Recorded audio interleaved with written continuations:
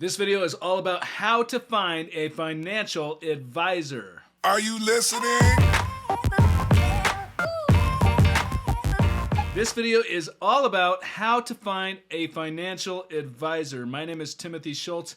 If you are new to this channel, I'm actually a Powerball winner. I won the lottery way back in the day in 1999, having a sudden windfall that I did not have before. At age 21, I was working at a gas station for a little over minimum wage and hit the lottery. And now one of the things I'm doing on this channel is meeting and interviewing other lottery winners and people that have overcome the odds in various ways in life. If you want to see any of these interviews, go ahead and hit the subscribe button and the bell icon to be notified when they come out. But from my own experience and quite a few of the people that I've met, I have definite opinions about how to find a financial advisor. And I get this question actually all the time on this channel. People asking, where am I going to start? How am I going to trust people? I mean, we see the scams out there in media. There are lottery lawyers being convicted and people scamming lottery winners of millions after they come across this sudden windfall. And so there are a lot of people really weary of financial advisors.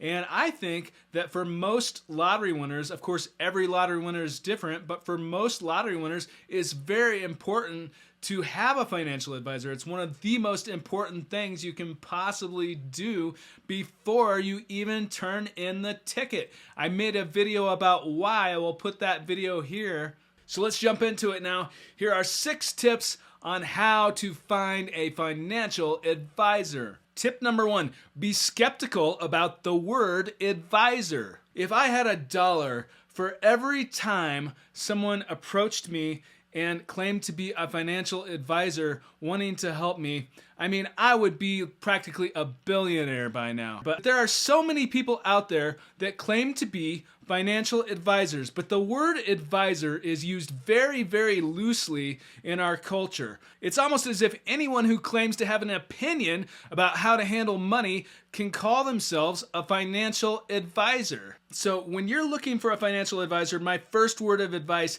is to be skeptical and to look critically at what their credentials actually are. Which leads me to tip number 2, which is to seek a fiduciary. Now, I had no idea what a fiduciary was prior to winning the lottery, but basically there are different types of financial advisors. One type is a fiduciary, meaning that they are legally obligated to act in your best interest. They are legally bound to act in your best interest. But there's another type of financial advisor which is held to a different standard.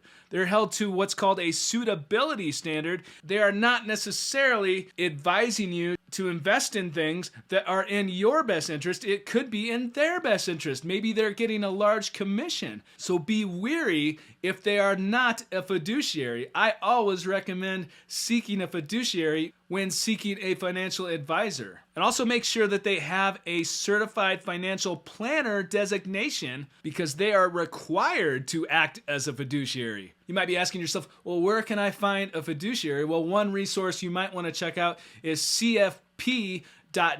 I will put a link to that below. But my next tip, tip number 3, fee only versus commission. Understand how they get paid. It can be difficult to fully trust these people to invest your money. So how are they making money? Because they're probably not just doing it to be nice. They are making money off of this. So understand how they are making money, which is very important in helping you understand what the nature of the relationship is. It should be very, very transparent. Fee-only advisors earn money from the fees you pay for their services. It could be a flat fee. It could be a percentage of the assets that you have to invest. Or maybe they're getting paid by an hourly rate or for their time or for a flat rate. Personally, I do not like a financial advisor investing on my behalf if they are making a commission off of something because it just seems sort of shady to me. If they are making money that way, then it's in their best interest to invest into that product rather than making you money, which is the whole point of getting a financial advisor. So my tip is to go for a fee-only advisor, not a commission advisor. Tip number 4, what is your goal with the money? Now, I think it's important to understand this before you sign anyone on. But maybe you don't know. Maybe you're trying to grow your assets for one reason or another and you don't know. Now, I think speaking with financial advisors can help give you some options. They can help tell you that, hey, you can do this with the money. You can grow it this way. These are the taxes that you'll incur. Do you want to keep your investments diversified, as many financial advisors will suggest? This video is not about investment strategies, but I can tell you that there are a lot of possibilities out there. So I think it's important to understand those possibilities before you sign anyone on. Tip number 5, shop around, because there are plenty of qualified financial advisors out there who do want to help you. So I think it's very important to shop around. And I think it's important to make sure that they are credible, to make sure that they have experience dealing with the same type of situation that you are in. Whether you have millions or hundreds of thousands or even less, whatever your situation is, if you are seeking a financial advisor, make sure that the company or person who you are seeking to help you has experience dealing with that exact situation successfully multiple times and multiple years. You don't want someone that just claims all of these grandiose things that they can make you all of this money. There are millions of people out there who will claim these magical ways to make you tons and tons of money if you invest in this or invest in that.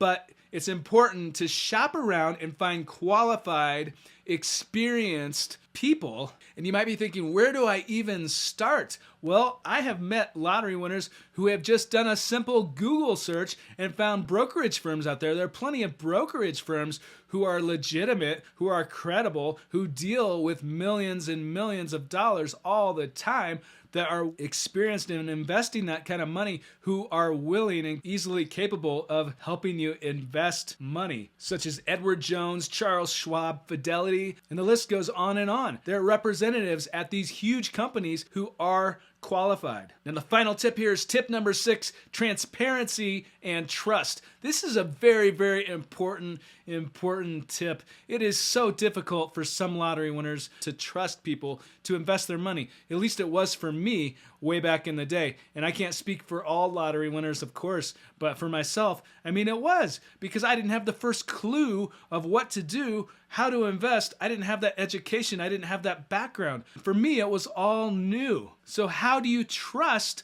someone to invest your money? Well, first of all, I think, going back to looking whether or not they are credible, what their experience is, what their track record is, whether they are a fiduciary, but also make sure that there is transparency and that you legitimately want to work with them. There is no lack of financial advisors in the world who are qualified, experienced, who want to help you. There is no lack in that. So it's important to find someone that you actually feel comfortable working with. When I won the lottery way back in the day, we went with friends of the family. People that, of course, were qualified and experienced. We went with friends of the family because we trusted them. But what if you don't know anybody? What if you don't know anybody? Who are you going to trust? Well, my advice is to look into the tips of this video. Make sure that they are a fiduciary. Make sure that they do have a track record. Make sure that they are credible, that they are experienced dealing with the same exact situation that you are in, and they have done it millions of times before, and that there is complete transparency and that they're eager and able to talk to you about any questions whatsoever that you have. So these are my 6 tips for finding a financial advisor. I hope that you find these very helpful. But let me know in the comments, is there anything I missed? Do you have any tips that you would like to add that people should follow when seeking a financial advisor? I love checking out your comments. If you liked this video, go ahead and hit the like button. There are new videos and interviews coming soon on this channel. As always, thank you so much for watching, and thank you for your support.